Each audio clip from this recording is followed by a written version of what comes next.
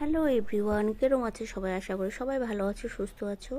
আমি 2-3 দিন আগে মাশরুম নিয়ে এসেছিলাম। দেখো আলুর মতন চোচা এগুলো উঠে যাচ্ছে।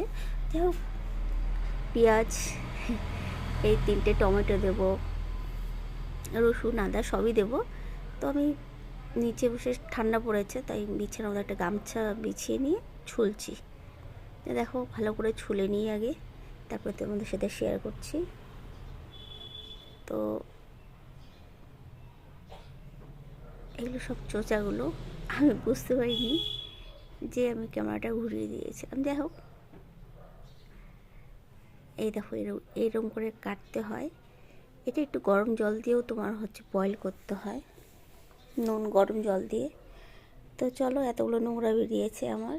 তো এই ভালো করে ধুয়ে নিচ্ছি। আর ধোয়ার পর দেখো, এটা সাদা জল, তো এরপরে দেখো কালা কালা জল বেরোবে। দেখো কি হারে কালো কালো জল বেরোয়।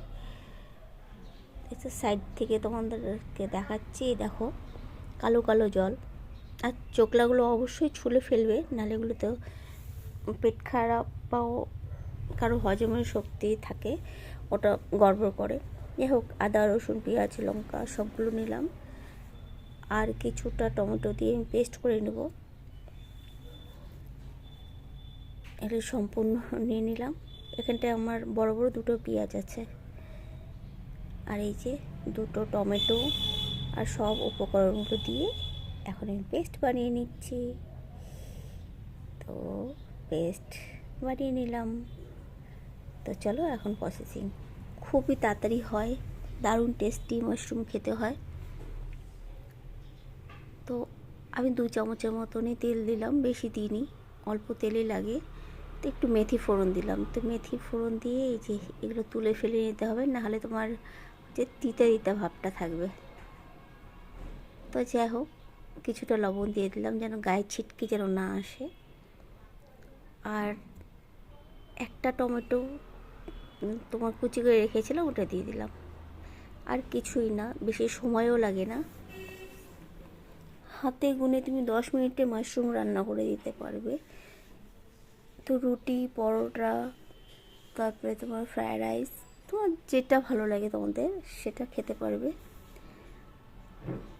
কীরকম লাগছে না দেখতে? আর বারবার করে 5-6 বার ধুবে, কালো জলটা বেরিয়ে যাবে। যাই হোক, এর মধ্যেই আমি ওই যে আদা রসুন পেস্টটা বাটাটা আমি দিয়ে দিচ্ছি। এই দিয়ে দিলাম, খুব একটা না, সামান্য দিতে হয়। আর কিছু দেবো না, হলুদ লবণ যেরকম নর্মালি দিই আর কি। দেখো জলটা ছেড়ে দিয়েছে। এই যে হলুদ, তারপরে তোমার এই কাশ্মীরি লাল লঙ্কার গুঁড়ো, আর লবণ তো আমি আগে দিয়েছিলাম, বেশি দেবো না, যদি লবণ ইস্যু হয়ে যায়, কাটা লাগে। যাই হোক, এই তো আস্তে আস্তে আস্তে আস্তে ঢেকে রেখে দেখো আমি 2-3 মিনিট ঢেকে রেখেছিলাম। উপর থেকে দেখো তেলটা ছড়িয়ে গেছে, পুরো কমপ্লিট হয়ে গেছে আমার মাশরুম। তো ছোট্ট একটা ভিডিও তোমাদের সাথে শেয়ার করলাম। ভালো লাগলে লাইক শেয়ার সাবস্ক্রাইব করতে ভুলো না। আর এখানে একটু ধনেপাতা দিব, আর সামান্য চিনি। এই দেখো, 1 চুটকি চিনি দিলাম একটু ব্যালেন্স রাখার জন্য। তোমাদেরকে কি বলবো, দারুণ লাগে মাশরুম খেতে। তো তোমরা একবার ট্রাই করো। ছোটো ছোটো করে কাটলেই বেশি ভালো লাগে, বড়গুলো অত আমার ভালো লাগে না, তাই আমি ছোটো ছোটো পিস করে কেটেছি। আর গলে যায়, আর মেটে চচ্চড়ির মতন লাগে। যাই হোক, হয়ে গেল। দেখো তেলটা পুরাটা ছেড়ে গেছে।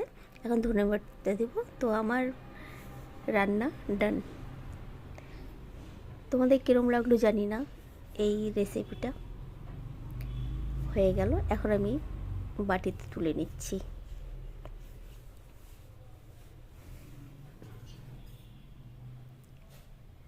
এই দেখো বাটিতে তুলে নিয়েছি। Tata, bye bye, take care. সবাই ভালো থেকো, সুস্থ থেকো।